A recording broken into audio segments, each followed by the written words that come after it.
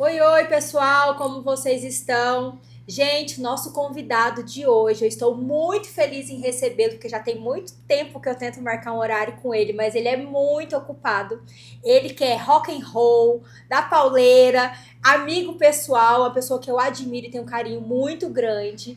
Ele que é dentista e também empreendedor, porque todo profissional liberal é empreendedor e professor também. Então é um prazer poder recebê-lo aqui, professor Caio, né, o malvado favorito de todos nós aqui. Eu que agradeço novamente o convite. Até que enfim conseguimos acertar nossas agendas para a gente poder ter esse bate-papo gostoso aqui sobre odonto, empreendedorismo, nossa carreira, nossa vida como profissional liberal, que afinal, ser patrão de si mesmo é uma coisa bem complicada de se fazer. Isso mesmo, olha só, gente, ele já deu um spoiler do que vem por aí, então curta aqui o nosso vídeo, compartilhe, já manda para os seus amigos, para os seus colegas, porque ele vai falar muita coisa interessante aqui para nós e que você pode contribuir tanto na sua vida como na vida das outras pessoas. Para a gente começar, como é que foi aí essa trajetória? Veio lá do interior de São Paulo, veio para Araguaína, como que é isso?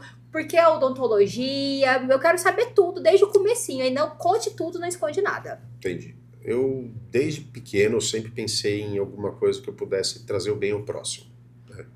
Então, aquela velha história de quase todos os dentistas têm. Ou você faz medicina ou você faz odonto. E no momento da escolha, na hora lá do vestibular, acabei escolhendo por odonto. Nas faculdades que eu prestei, eu passei, não fiquei em lista de espera, passei direto na primeira chamada. E como é que eu vim parar aqui? Essa é uma história engraçada, porque minha esposa também é dentista, se formou comigo lá na faculdade, e quando ela estava fazendo o segundo pós-doc dela, lá na USP de Ribeirão Preto, uma colega de laboratório, o laboratório da frente dela, era coordenadora aqui da Facite na época, a professora Iamba. Verdade. E a Iamba já havia convidado ela uma ou duas vezes para vir para cá para dar aula, porque a Mirella dizia para ela que ela tinha vontade de dar aula, que ela não conseguiria um emprego em São Paulo, porque condições em relação a professor lá tem demais e aqui faltam, né? E aí a Amba perguntou para ela, por que você não vai para lá? Lá você vai ter oportunidade de ter a sua experiência acadêmica para melhorar seu currículo, daí você tentar uma outra escola depois. E rolou umas duas vezes esse convite, só que eu não fiquei sabendo. Nós mulheres sempre temos as nossas estratégias. E aí na terceira vez, eu já estava com o consultório montado em Ribeirão, atendia, só que era aquela história, lá a gente é apenas mais um em São Paulo, porque é um mercado muito grande, tem muitos profissionais. E aí quando surgiu esse convite para a gente vir, no caso ela vir, né, porque ela era para ser professora, eu era na época apenas um clínico, não era professor, nada. E eu tive a curiosidade, eu entrei no site do CFO e pesquisei na cidade, eu sabia que era Araguaína, entrei lá para pesquisar a cidade de Araguaína, não apareceu nenhum dado sobre dentistas de Araguaína. Eu falei, vamos ver o estado inteiro então. Aí entrei lá, coloquei endodontistas estado do Tocantins. Isso foi em maio de 2016. Aqui tinham 447 ou 437 endodontistas com diploma registrado como especialistas no conselho. E aí, por curiosidade, eu entrei no mesmo site, fui procurar na minha cidade, Ribeirão Preto. Um polo grande, principalmente da parte da saúde por conta da USP, UNAEP, entre outras faculdades que tem ali na região. E de endodontistas na minha cidade tinham 470 registrados. Então, uma cidade de um pouco mais de 700, 800 mil habitantes, tinham mais endodontistas que o estado do Tocantins inteiro. E aí eu vi uma oportunidade. Falei, bom, aqui eu sou apenas mais um. Aonde que eu posso fazer a diferença? E quando ela me disse sobre esse convite, eu falei, querida, vai, eu cuido do nosso Enzo aqui enquanto você está lá, faz todo o processo seletivo e vem. E aí o que foi engraçado é que quando ela foi chamada para trabalhar aqui em Araguaína, aqui na Facite, ela falou, eu só vou se arrumar um emprego para o meu marido. Né? Então ela usou um pouco do nepotismo, do cargo que ela havia ganhado, para conseguir um emprego para mim. E então eu fui um clínico que virou professor, eu não sou um professor que virou clínico. Então o que eu tento passar para os alunos aqui na faculdade, ou quando eu estou mesmo alguém estagiando comigo no consultório, é passar justamente essa experiência clínica, que eu acho que faz toda a diferença para um futuro profissional. Porque quando a gente sai da faculdade, a gente sai muito cru. A gente Verdade. sai com muito medo, muito receio do que fazer, de como atender. E o que eu acho engraçado é que os alunos ficam espantados da forma com que eu lido com pacientes. E quando eles vão no consultório, às vezes levar um parente ou levar alguém que eles indicaram, eles veem que eu trato da mesma forma. Porque Perfeito. eu acho que na nossa profissão a gente tem que ser o mais sincero e realista possível com os nossos pacientes. Autêntico. Autênticos. Porque a única coisa que o paciente vê na gente durante o atendimento são nossos olhos. E os nossos olhos são as portas da nossa alma. Então, se você não transparecer verdade e confiança, você não vai conseguir chegar em lugar nenhum. É isso mesmo. E uma coisa que eu achei interessante aí na sua fala, professor, é que na verdade, então, a gente pode dizer que a educação te escolheu, né? Sim, Você não por assim foi dizer. Não, eu não atrás. fui atrás, porque, como eu falei, a minha esposa estava no segundo pós-doc, então ela seguiu toda a parte acadêmica, porque ela já tinha tido essa oportunidade quando a gente saiu da graduação. Ela tinha feito iniciação científica, assim como eu, dentro da faculdade lá na Unicamp, e ocorreu um convite do professor, que era o professor orientador dela, para ela dar continuidade no trabalho. Eu olhei para ela, a gente estava no começo de namoro, eu falei, olha, você fica aí, faz a sua parte acadêmica, você já tem um salário, você já tem uma bolsa, e eu vou batalhar o meu salário, vou batalhar a minha profissão. A nossa profissão, no caso, exato. né? E aí acabei indo para São Paulo, fiquei trabalhando lá por 5 anos, na cidade de São Paulo, aquela loucura, passar 2h30, 3 horas por dia no trânsito. E depois dessa loucura vivida lá com clínica, ter mais de 20 dentistas trabalhando sob a minha tutela, sob minha responsabilidade, eu cansei e resolvi voltar para Ribeirão Preto, onde era mais tranquilo, e nessa época foi a época que a minha esposa foi fazer o doutorado fora. Ah, o doutorado. Isso, ela foi terminar de fazer o doutorado dela sanduíche, aí eu voltei para Ribeirão Preto e continuei atendendo lá. Só depois, que em 2016, que surgiu o convite para virar professor. E uma das coisas que a gente fala, assim, que a gente vê como diferencial, a gente tá falando aqui da Facite, mas eu vejo que tem outras faculdades, mas pra gente isso é muito forte, é a gente juntar exatamente essa parte acadêmica, que é muito importante, com essa parte clínica, porque pra gente é muito importante a prática. Então a gente precisa do professor, que é o pesquisador, que é o doutor, que estuda, que vê o que tem de mais novo, que tem evidência, e o clínico que vai colocar a mão na massa, que vai praticar. Então, isso pra gente foi muito bom também. E por que a gente brinca que ele é o malvado favorito? Não sei se vocês sabem. Mas quando o professor chegou aqui em Araguaína, era a primeira turma de odonto. Primeira turma de odonto. E ele era muito bravo. Muito Pelo bravo, menos a não. cara de bravo. Extremamente bravo. Muito bravo, não. Extremamente bravo. E cobrava demais deles, porque afinal eu não larguei minha família e meus amigos a 2.000 quilômetros de distância para formar qualquer um. Tá vendo? Exigente, essa é a palavra. Exigente. Muito exigente.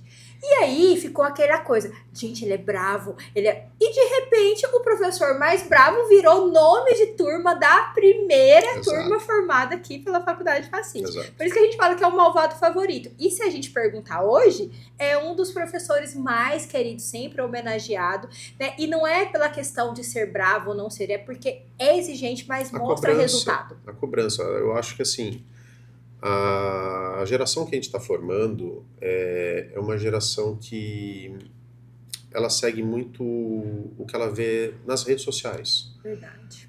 E nas redes sociais ninguém erra. E isso é uma coisa muito grave.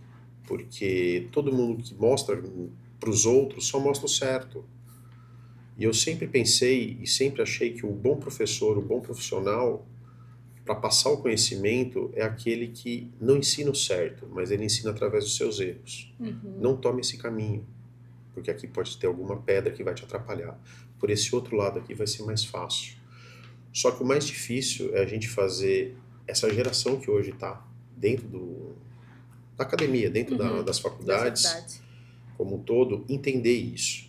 Que like, seguidores, isso não quer dizer nada em relação ao profissional. Verdade, é isso mesmo. Entendeu? Então, eu acho que sempre que a gente vai mostrar alguma coisa, a gente tem que mostrar com embasamento na ciência, embasamento científico. Isso. E depois que você começa esse caminho, ele é um caminho sem volta.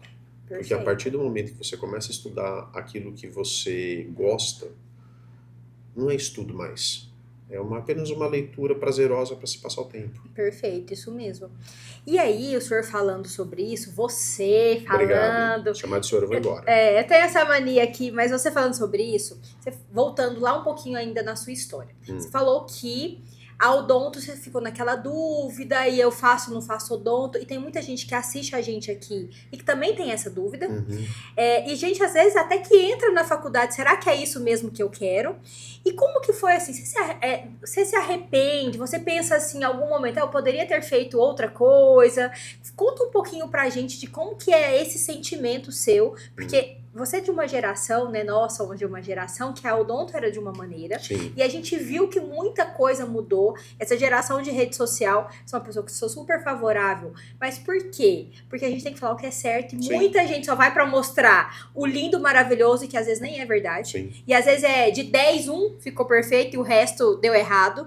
Mas enfim, e aí assim, a gente acompanhou essa mudança. Então eu queria que você falasse um pouquinho pra gente, porque tem gente que tá na dúvida, será que eu faço odonto? Será que isso é mesmo pra mim? E aí você falar pra gente como foi dentro da sua experiência, já que não era uma coisa que era assim, porque tem gente, ó, meu sonho era isso. Mas a maioria não tem isso tão definido, a gente tem que decidir isso muito cedo. Isso eu acho que é uma falha do sistema de ensino do Brasil como um todo. Você decidir com 16, 17 anos o que você vai fazer pro resto da vida.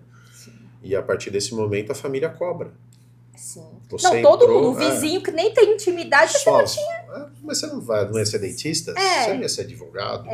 É uma coisa muito complicada, porque muitas vezes a sua maturidade não está preparada para aceitar isso. Bom, em relação a mim, quando eu entrei para a faculdade de odonto, lá da Unicamp, eu fiquei maravilhado. As primeiras aulas, muito puxado, anatomia, histologia. Eu tinha uns professores bem complicados, porque... Não digo complicados, mas é que era o jeito deles. Eles eram, não vou dizer muito crânio, mas eles eram pesquisadores. E muitos pesquisadores não têm didática para te ensinar. Então é uma coisa bem complexa para você entender o que ele está querendo te passar.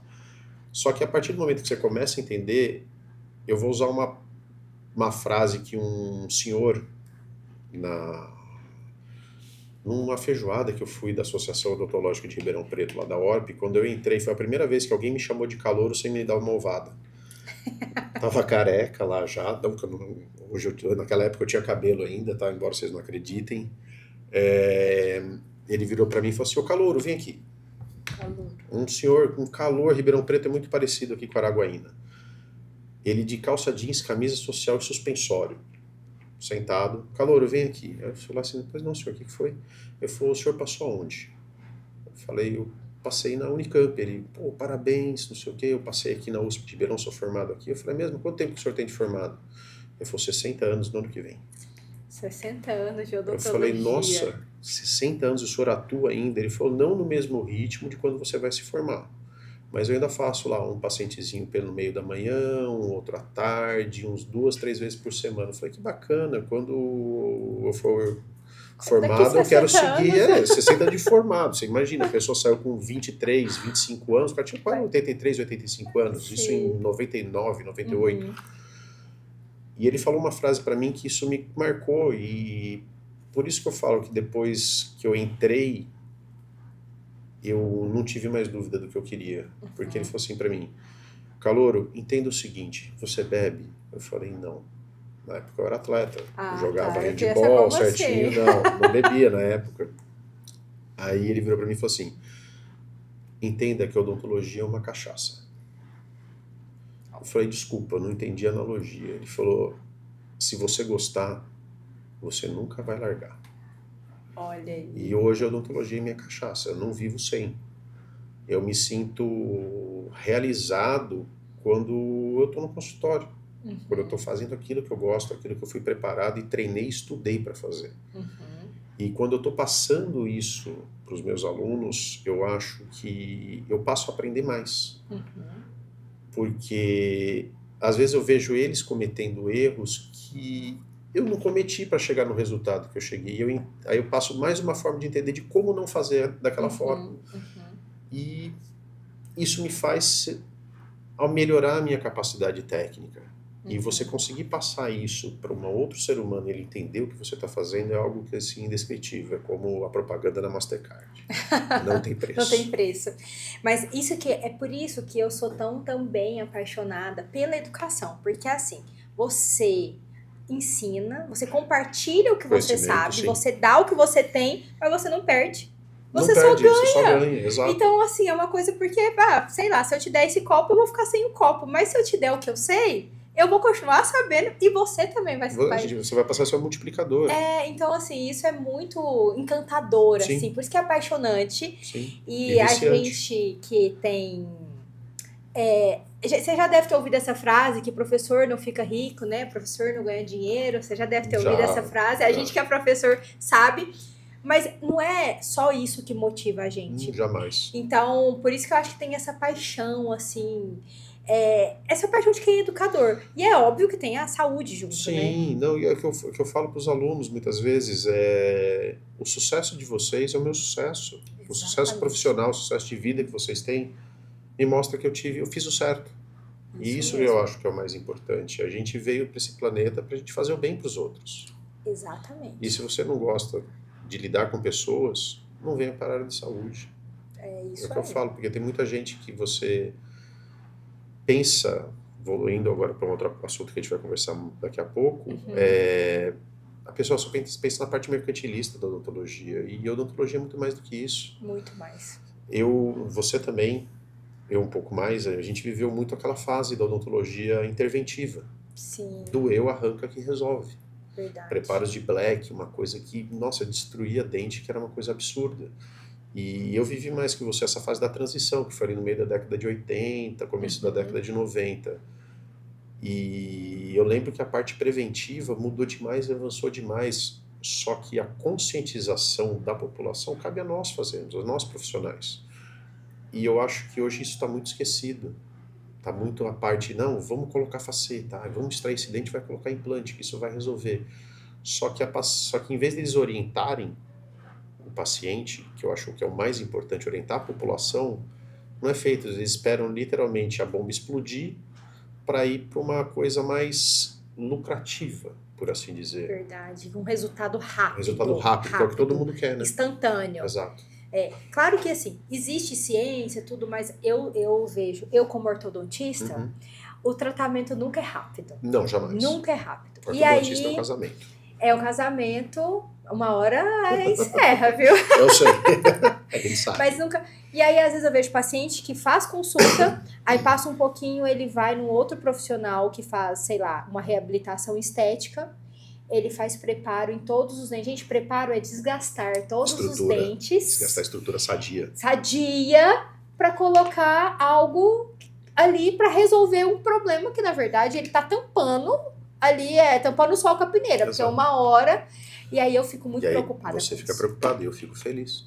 Aí você fica feliz. Lógico, porque esse tipo de preparo sem ter uma perfeita indicação acaba virando tratamento endodôntico. Exatamente. Tava aqui, antes de vir pra cá, tava até mexendo no telefone, um paciente, que foi meu paciente há um tempo atrás, terminou o tratamento, ele tinha indicação de facetas, mas acabou tendo que fazer, não fazendo, me mandou, Carol, me ajuda aqui, porque eu fui no dentista e ele falou que eu tenho que fazer 11 endos, eu quero saber se é verdade. 11 endo, gente, é tratamento de canal, pra quem não sabe. Pode vir. Aí eu peguei e falei, me manda as radiografias. Aí ele vai mandar pra... Mas assim, imagina, gente.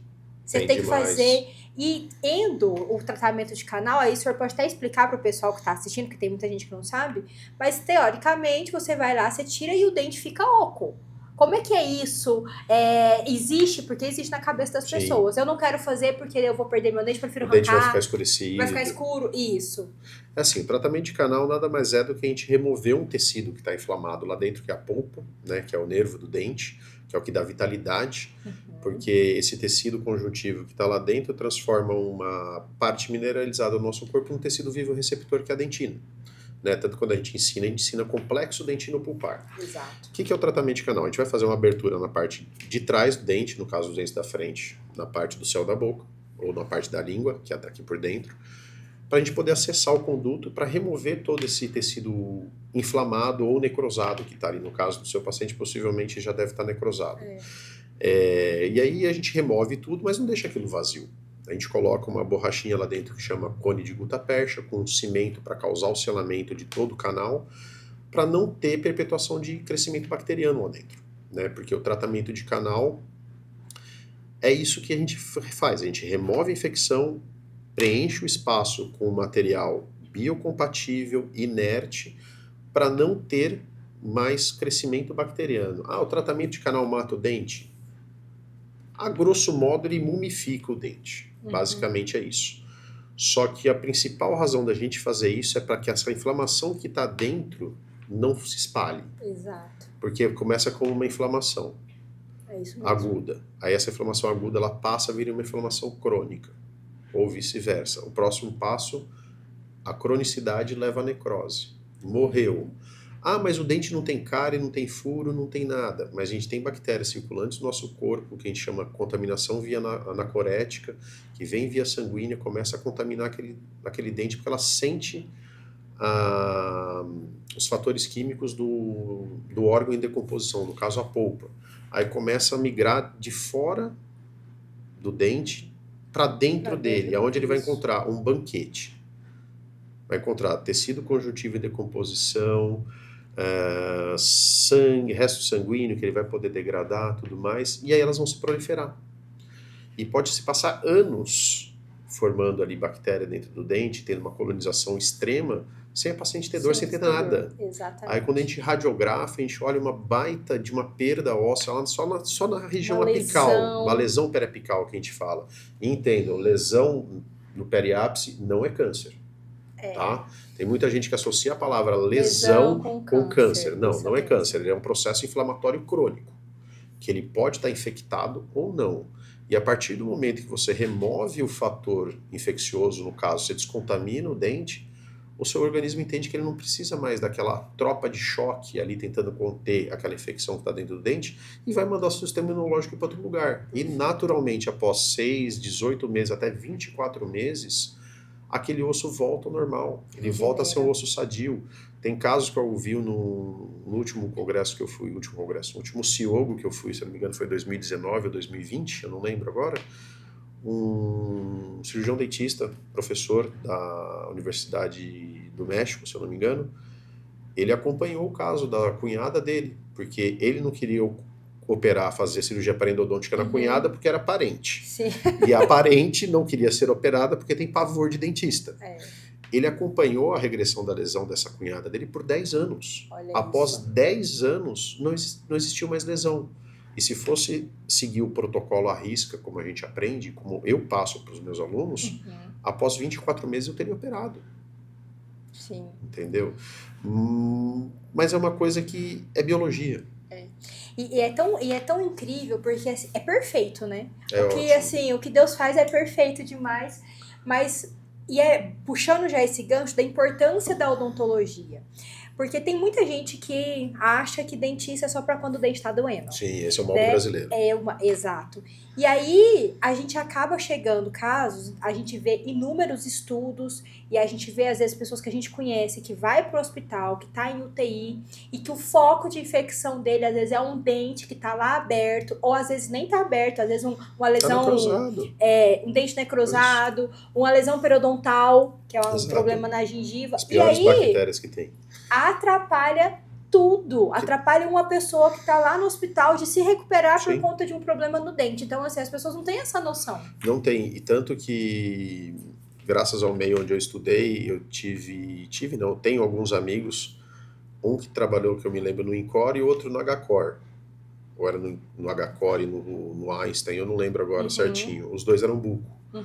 E eles falaram que toda equipe de cirurgia cardíaca dos hospitais tem um buco ou um dentista dentro da equipe. Eu falei, mas pra quê, cara?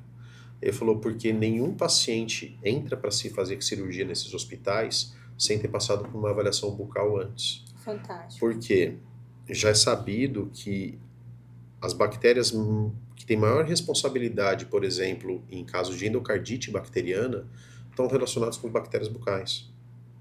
Então, se o cara tiver algum foco de infecção na boca, ele precisar colocar um stent, trocar uma válvula, fazer alguma coisa, não vai ser feito enquanto não debelar a infecção da boca. Para prevenir de que ele morra no pós-operatório. Olha isso. Tá vendo tanto que é importante a saúde bucal e a odontologia. E, professor, me fala uma coisa aqui. Aí o senhor fez a odonto, então vocês já viram que ele é viciado na odontologia, que é igual uma cachaça, né? Exatamente. Não consegue se livrar. E aí, depois você foi para especialidade. Como que foi esse seu caminho?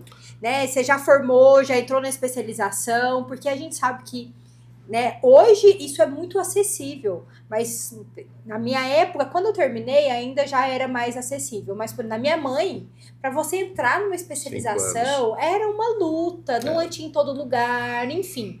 E como que foi e por que o senhor escolheu essa especialidade? Que, olha, não é para todo mundo não, viu?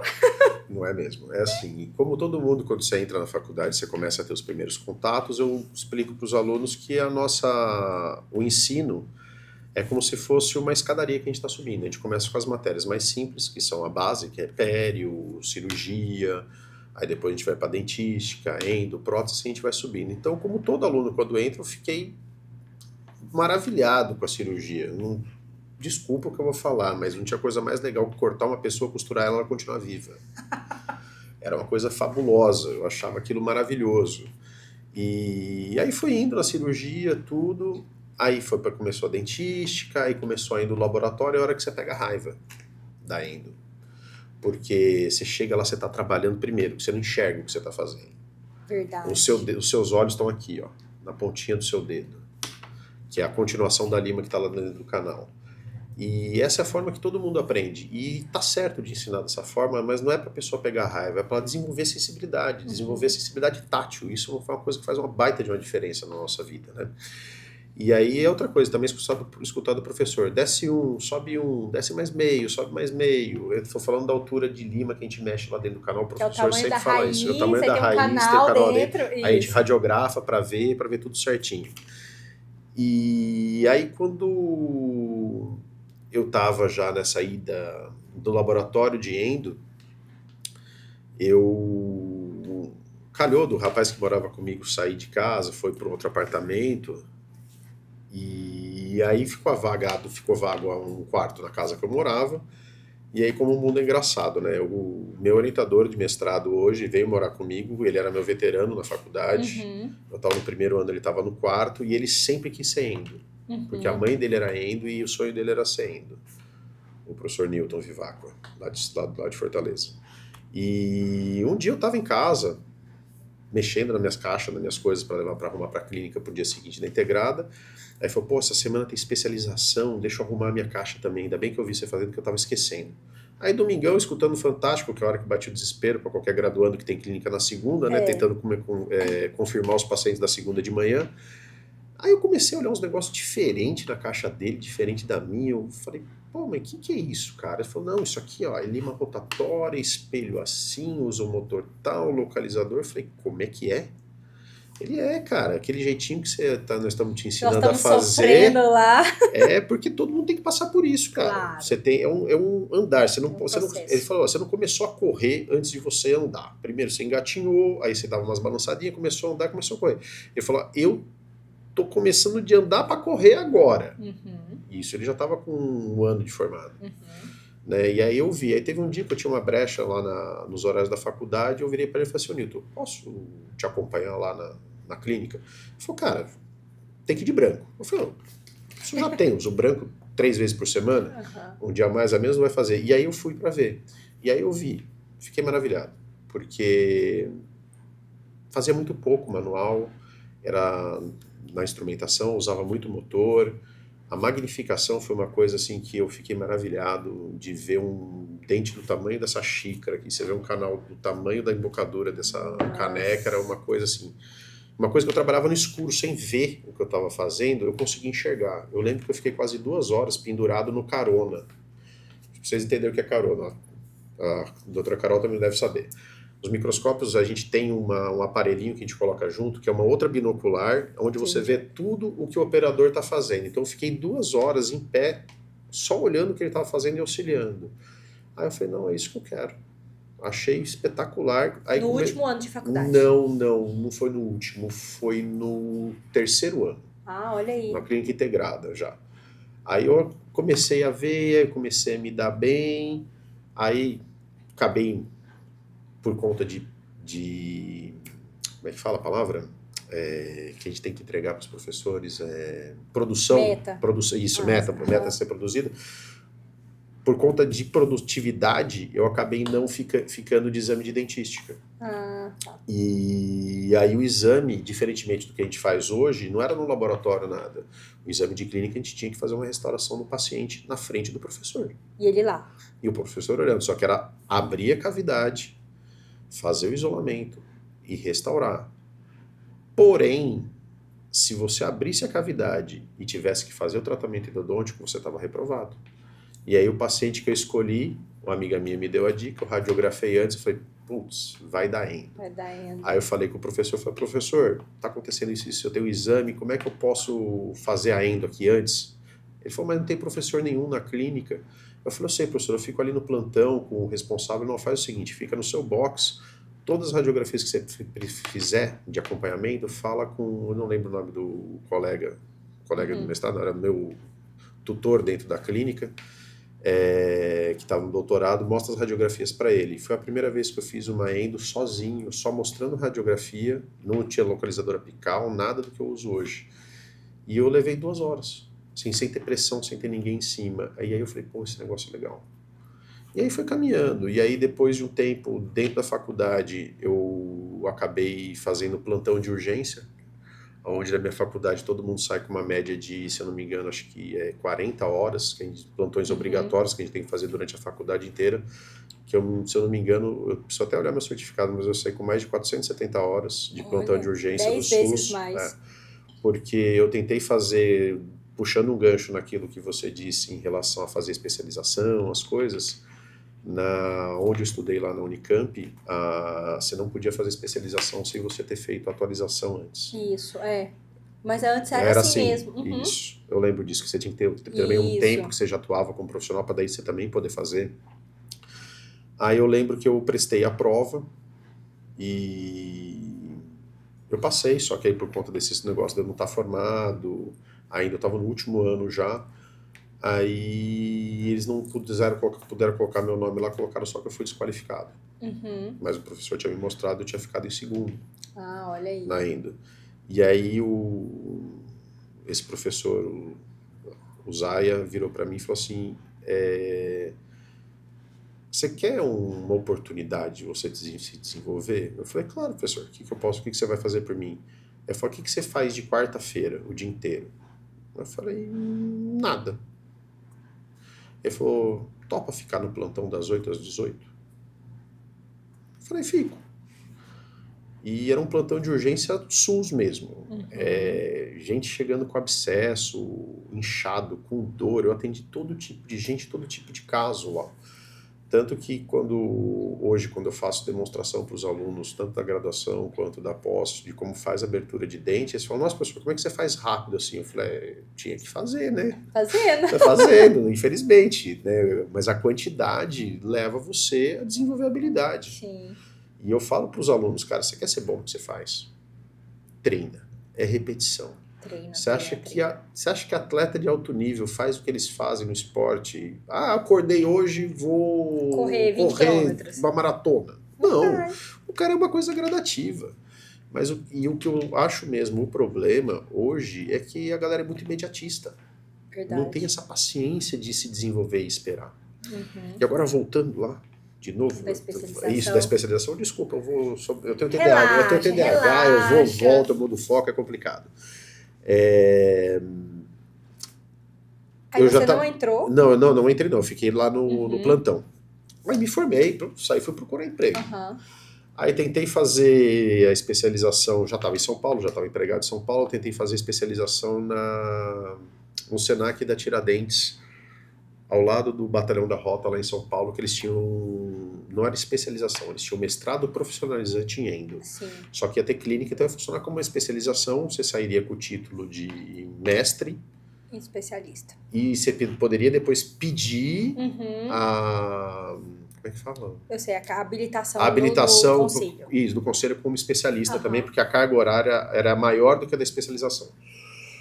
Aí eu falei, legal, vou fazer. Aí chegando lá, encontrei uma amiga minha da minha sala, a Fernanda Signoretti, beijo, Fê, que fez especialização comigo também depois nessa outra escola, e fez mestrado e doutorado na Unicamp. E aí, dos 12 que se inscreveram, só eu e ela aceitamos. Os outros 10 não. Aí um dia, na época, minha esposa estava fazendo mestrado lá em Piracicaba ainda, eu passei um dia para buscar ela, e o professor, que era o coordenador do curso, me viu no corredor, porque o corredor que ela ficava era o mesmo corredor da Endo, o corredor da Farmaco e da Endo eram juntos. Aí falou, Caio, você se inscreveu lá no Senac, né? Eu falei, foi, o senhor fez a minha entrevista, tudo, e falou, vem cá que eu preciso conversar com você. Eu falei, fala, professor. Ele falou, então não vai rolar o curso? Eu falei, me ligaram hoje de manhã, eu tava vindo para cá, eu até ia vir aqui para falar com o senhor. Ele falou, não, pode ficar tranquilo, eu tô montando a especialização lá no Orocentro, em Itapetininga, e vai ser que nem no Senac. Um microscópio para cada aluno, os mesmos professores, você vai ter o mesmo conteúdo, só que não vai ser em São Paulo, você vai ter que ficar uma semana por mês comigo. Eu falei, fechou. Ótimo. Ótimo. Aí saía de casa domingo à noite, segunda, terça, quarta, quinta, sexta, até às 16 horas. Endo. Só indo. Endo. Não parava de endo. E uma coisa 2 assim, anos. da endo, que eu percebo, para você que está fazendo faculdade, que pensa numa especialização, a endo, por que a gente deixa ela pro final? Porque, na verdade, pro final dos cursos, né? Você tem que saber tudo para fazer endo. Tem que saber anatomia, fisiologia, farmaco, radiografar, sem radiografia. Imaginologia. Tudo. Então, assim, anatomia dental. Então, Anatomia interna. Exatamente. Então a gente percebe assim que às vezes muita gente não gosta da endo, mas é exatamente. E tem que ter habilidade, tem que ter a sensibilidade. Por mais que a gente tenha evoluído na inovação, equipamentos, mas se você não souber o fundamental, a fundamentação, você não evolui. É que nem que eu falo, não adianta você ter uma Ferrari sendo que você não sabe dirigir um Fusca. É isso aí. Entendeu? É bem complicado. E só que essas coisas em relação à tecnologia, principalmente a parte de imagem, foi uma coisa que deu um salto assim absurdo. Evoluiu. Eu sou da época de radiografia panorâmica analógica. Nossa, a gente fazia. Eu também. Então, a gente fazia planejamento em cima de um negócio que tinha mais de 30% de distorção. Por isso que a gente imaginava, imagiologia. Imaginologia. A gente tinha que imaginar o que a gente estava vendo. Né? Sim. E hoje, com radiografia digital, já melhorou pra caramba. Sim, verdade. Sensor radiográfico, um sistema que você consegue alterar a cor, mudar a tonalidade, você consegue ver nuances que você não via, você não vê num filme convencional. E se você quer eu falo para os alunos, você quer entender endodontia? Cara, a técnica, você tem que saber de cor e salteado. Exatamente. Só que o que vai determinar o seu sucesso e a sua facilidade de você fazer é você saber de anatomia radicular interna. Você tem que saber como que é uma raiz por dentro. A raiz não é um cano. Ela tem um monte de reentrâncias, de lombadinhas lá dentro, curvas. É uma coisa muito complexa. E única, né? E única. Um dente não é igual ao outro. Nunca é igual ao outro. Eu lembro do professor contando essa piadinha lá pra gente, que eu vou montar uma clínica de endo para fazer de pré a pré. Se eu te contar do pré que eu fiz hoje... 3 canais, eu falo que é incisivo inferior. Incisivo inferior com 2 canais. Eu falo que tem os pré-molar que tem síndrome de Napoleão Bonaparte, que ele tem 3 canais, eu já peguei com 4. Entendeu? Não é tão simples. E a gente tem que entender. E se esses recursos de imagem que a gente pode usar, tem que ser usado. Porque se aumenta a previsibilidade do seu tratamento. Exato. E, consequentemente, você melhora também a saúde de um paciente. E também até o resultado que você entrega, né? Exato, é muito mais fácil. E aí, a gente caminhando aqui, eu entendi que eu te acompanho, né? Te conheço. O seu consultório, professor, por isso a gente fala que ele é empreendedor, porque ele tem um consultório e atende, que é o que o dentista vai formar e vai fazer, a não ser que vai para um serviço público, né? E eu vejo que o senhor você sempre tá evoluindo, trazendo equipamentos, tem lá os localizadores, microscópios, enfim. E aí, eu queria que você falasse um pouquinho da importância do dentista se atualizar em relação a isso, porque vira e mexe eu vejo, né, meio professor Pardal lá, as fotinhas com não sei o que e tal. Como é que é isso, essa importância? E já puxando um gancho, se foi importante ter feito a especialização. Porque hoje a gente tem visto que muita gente fala assim, ah, não, quero fazer... Nossa, já estudei sim, não, mas mais 2 anos estudo. Não, não quero isso não. Então, eu queria que o senhor falasse, você falasse pra gente sobre isso, do que você tem visto aí no mercado, os pacientes que você atende, que eu sei que é super diferenciado, e a importância, se acha que é importante ou não, enfim. É assim, eu acho que qualquer equipamento, qualquer tecnologia que traga conforto para o paciente, que aumente a previsibilidade do sucesso do tratamento, é válido. Só que não adianta nada você comprar e você não treinar. É isso aí. Entendeu?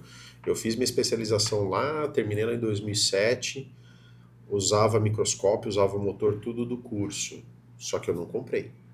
Porque a clínica que eu atendia na época, financeiramente, não valia a pena o que cobrava dos pacientes para eu ter toda essa parafernália de equipamentos que eu tenho hoje.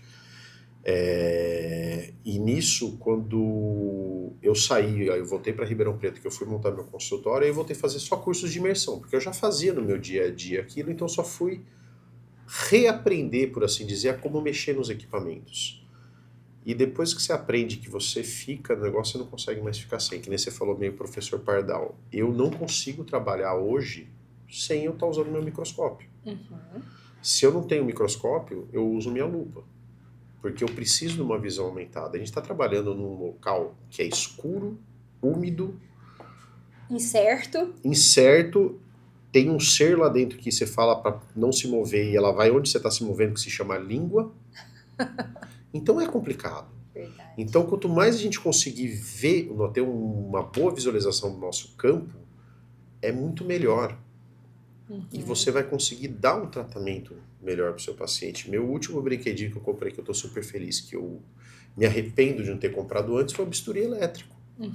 Porque muitas vezes chegam alguns casos lá que já tem gengiva invadindo o dente, aí tinha que fazer corte com bisturi, aí pegava a lamparina, esquenta o bisturi, cauterizava com fogo.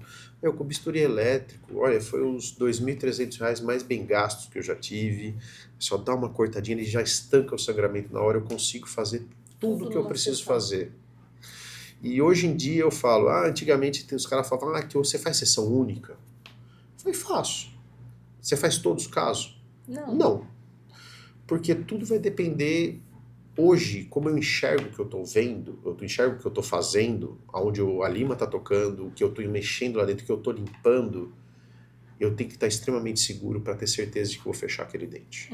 Se eu não tiver segurança, se eu tiver alguma dúvida se que está bem descontaminado, eu prefiro deixar com uma medicação, um curativo de demora, selo o dente provisoriamente com uma restauração, seja ela de resina mesmo ou de ionômero de vidro, para durar um tempinho maior, para a medicação poder fazer efeito e debelar qualquer resto de infecção bacteriana que tenha lá, para ir numa próxima sessão fechar com tranquilidade. E eu acho que isso é uma coisa que se aprende com o tempo. Experiência. Né? Eu brinco com os alunos, eu falo, tem que ter muito calo na bunda, sentado no mocho, atendendo, para você tomar algumas decisões. E quando você sair daqui, quando vocês forem procurar emprego, as 2 coisas que vão perguntar se você faz você faz extração de siso? Você faz endo de molar? Isso é o que qualquer clínica, não importa se é popular, de público, médio, que seja, eles vão perguntar. Por quê? São as 2 coisas que ninguém gosta de fazer. Então, se você souber fazer uma endo bem feita, saindo da graduação, eu te garanto que sem emprego você não vai ficar. E primeiro, outra coisa muito importante, que me disseram também antes de eu entrar na faculdade, que conversando com um dentista que eu estagiei um pouco antes de eu entrar, ele me disse, ele falou, Caio, saiba de uma coisa, para quem trabalha bem, nunca vai faltar trabalho. Quem quer emprego, não vai ter trabalho. Vamos fazer isso é importante, um recorte, vai lá para aquela câmera para poder falar isso. A lente da verdade. Isso é muito importante, porque tem muita gente desmotivado, né, que reclama de tudo, então eu quero que o senhor olhe para aquela câmera e fale isso, como você me falou aqui. Quem trabalha bem e gosta de trabalhar, nunca vai faltar trabalho. Agora, quem quer emprego, essa pessoa não vai ter trabalho. Porque quem quer emprego não quer trabalho. Portanto, gostem do que você faz, amem o que vocês fazem e, por favor, sempre façam com amor e dedicação. Excelente, muito bom. E aí, uma das coisas que mais me chamou a atenção na nossa conversa aqui, porque já estamos há quase 1 hora, né? A gente Ele tá gosta de aqui falar, já a gente gosta falando. de falar. Dois conversadores, 50 minutos. O que mais me chamou a atenção no que a gente está conversando foi a questão de uma característica sua que eu quero que quem estiver assistindo observe e aprenda, né? Veja, a gente aprende com exemplo, é fazer mais do que precisa ser feito. E às vezes, por exemplo, na faculdade eu tinha que fazer 40 horas de estágio, eu fiz 400. Eu tinha que fazer 5 endos, eu fiz 15. Então, assim, eu percebi em toda a nossa conversa sempre de fazer mais do que precisa, porque quando a gente define, a gente professor, define que aquele aluno tem que fazer 5, é o mínimo do mínimo para ele ter uma noção. Não quer dizer que ele vai saber, Não, né? exato. E aproveitar as oportunidades. Porque pelo que a gente conversou, talvez acho que não vai ter tempo da gente falar tudo, mas você foi buscar, né, a sua esposa, o professor já te chamou, e aí você já aproveitou aquilo ali, já entrou, o seu colega te chamou pra, você viu Sim, lá, me já ofereci. se ofereceu, e aí isso foi abrindo portas. Então, assim, às vezes na faculdade, ou às vezes na nossa vida mesmo, a gente vai procrastinando, deixando pra depois, aquela preguiça, ai, nossa, eu já estudo todos os dias, vou ter que ficar mais um dia pra fazer um estágio, que não vou ganhar nada pra isso. Então, assim, isso pra mim chama a atenção da sua característica. Né? E aí a gente vê, por exemplo, quando você veio para Araguaína, veio aqui trabalhar com a gente, enfim, você poderia ter ficado só aqui, né? Eu poderia ter ficado em casa. Poderia ter ficado em casa. E aí? Ela trabalhando, e eu ficava em casa cuidando do filho. Só que ela falou assim, mas o que você vai fazer lá? Eu falei, eu entrego pizza, não tem problema. Eu não vou ficar parado. Tanto que eu comecei a atender aqui em Araguaína 6 meses depois que eu cheguei. Olha aí. Entendeu? Que essa paciente que eu atendi foi encaminhada, não foi uma discussão que tive com uma colega, que ela me mostrou a radiografia, que ela me disse que os dentistas haviam condenado o dente. A moça tinha 2 anos a menos do que eu na época. Eu tô aqui já vai fazer 9 anos. Ela tinha uns 34, 36. E aí eu atendi essa paciente. Era um caso que tinha que remover pino, retratar, colocar pino novo, colocar uma coroa para continuar o tratamento ortodôntico dela. E todos os dentistas que ela passou falavam, extrai e põe implante que é melhor. Aí essa colega perguntou, o que você acha? Eu falei, eu salvo. Ela falou, você pode ir lá no consultório? Eu falei, posso. Eu falei, mas eu não tenho nada. Eu falei, relaxa, eu tenho minha ferramentaria. Minha ferramentaria tá guardada lá, só esperando o momento de usar. Aí eu fui lá, fiz tudo que eu tinha para fazer, a hora que eu cheguei, eu era paciente, como o mundo é pequeno. Era minha vizinha de andar de baixo do prédio que eu morava aqui em Araguaína, ela tem pavor de dentista. Hoje ela é minha paciente, numa boa, o marido também. E graças a isso foi me abrindo portas. Mas uma que assim, eu não esqueço, eu nem ia falar, mas eu vou falar já que você está aqui, já que eu estou aqui com você. Eu pedi uma oportunidade para uma pessoa em comum, que a gente sabe quem é. Eu perguntei para ele, falei assim, tem espaço para eu fazer endo lá na sua clínica? Ele falou, cara, eu não quero você lá. Eu falei, mas por quê? Ele falou, porque você é muito mais do que eu preciso. Olha. Eu falei, como assim? Cara, o que você merece cobrar, eu não vou conseguir cobrar dos meus pacientes. Eu falei, mas eu só quero trabalhar. Ele falou, espera, fica calmo, a hora vai chegar. E chegou. Aí comecei atendendo, uma loucura no começo. Atendia para todo lado, não, atendia 2 vezes por semana. Até uma hora que a dona lá do prédio, a dona da clínica, virou para mim e falou assim, olha, chega, não quero mais você aqui, porque você não está tendo horário mais para meus pacientes, eu já reservei uma sala para você aqui em cima e eu quero que você vá lá para cima e monte sua sala. Eu falei, não tenho dinheiro. Ela falou, não se preocupe com isso. Você vai ter. Quando você montar o consultório e você receber do seu primeiro paciente, você me paga o aluguel. Eu falei, tá bom. E meti as caras e fui. Só que aí nós é tão azarado que quando o consultório abriu, comecei a atender, veio a pandemia. E aí foi indo. Aí na pandemia, dor de dente não para, porque a pandemia começou, né? E nós, profissionais liberais, dentistas, tínhamos essa prerrogativa de ser urgência, poder atender, porque até consultórios estavam fechados, clínicas não podiam atender. Se aparecesse uma fiscalização, eu falava, o paciente está com dor. E eu atendi muita urgência. Teve paciente que eu atendi, eu lembro no começo da pandemia, que primeiro que a paciente odiava vir na cidade, que ela morava na fazenda há não sei quantos anos. Ela veio no começo da pandemia com abscesso, drenei, fiz tudo que eu tinha para fazer da parte da endo, ela só foi voltar em novembro. Nossa. Eu atendi ela no começo de março, ela só voltou em novembro. Quer dizer que resolveu, né? Então, só que ela ficou com curativo todo esse Sim. tempo dentro do dente, tudo normal. Então, eu acho que quando a gente gosta do que a gente faz, a gente, não vou dizer que é trabalho, é um prazer, é quase um hobby. Só que é difícil se atender sem toda, hoje em dia, atender sem toda a minha parafernália de professor Pardal, como você mesmo disse, eu acho difícil. Mas aí foi um processo, né? Sim, é um processo de aprendizagem, de evolução, que foi exatamente aquilo que a gente falou, que você falou e que eu falei. A odontologia a gente começa de picadinho, das coisas mais básicas, Exato. o mais simples. Você não vai querer construir uma casa colocando um telhado primeiro você tem que fazer as fundações. As fundações são a periodontia. Você não vai salvar um dente se ele não tem alicerce para ficar. Exatamente. Entendeu? Ah, eu quero mexer, mudar minha estética. Aí você olha aqui tudo aqueles dentes apinhado, girovertido. Aí tem gente... Sobremordida. Aí já começamos por termo técnico de novo. E aí a galera vai e mete faceta na boca dos pacientes, corrigindo. Eu já vi gente que... Classe 3. Você não sabe, classe 3 é aquelas mordidas de bulldog. Sim, gente. O cara colocando faceta para corrigir isso. Entendeu? É complicado. Por isso que eu acho que nossa função como educador é tentar tirar algumas... Não vou dizer tirar, é quebrar esses paradigmas que estão dentro da cabeça dos nossos alunos. É isso mesmo. Isso é o mais difícil, porque hoje em dia tudo que eles querem é lente e ROF. Não tenho nada contra. Eu acho que tudo tem sua boa indicação. Mas a galera tá usando demais. Demais. Além, né? Além. Tá além da imaginação em alguns casos. É isso mesmo. E a gente tem que lembrar que nós somos profissionais de saúde. Exato. Nós não somos profissionais da beleza. A estética é uma consequência da saúde. Não tem como você ter estética se você não tiver saúde. Exatamente. E aí, às vezes, as pessoas parecem que elas... Quer botar o carro na frente dos bois. Exatamente. Esse é o problema maior. E aí, pra gente poder finalizar, quero te fazer uma última pergunta.